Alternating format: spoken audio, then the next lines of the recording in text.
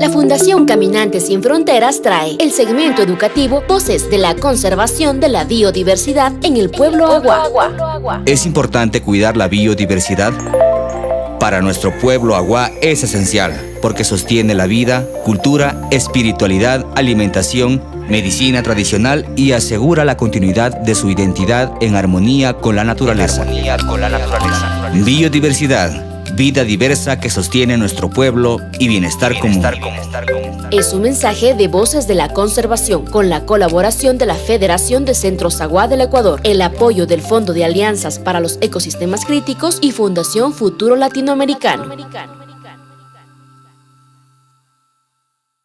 Fundación Caminantes Sin Frontera Karamdi Urusa Kamdami Pitpara Cuidagin Soshpa Puebla Wagin Soshpa Cuidagitne Anewate A Puebla Wane Punawatke Manasane Pismui Auka Puranba Au Culturagas Isburdagas Tukmugas Pichtusgas Kara Au Musarawagan Wattuaninga Soshpane Pueblura Pismui Karawat Puraninga Además, Akenami Pitpara Cuiragin, Yen Wendo Fecaigasa, Cara que Wendo Fondo de para el Ecosistema Críticos, Cara Fundación Futuro Latinoamericano.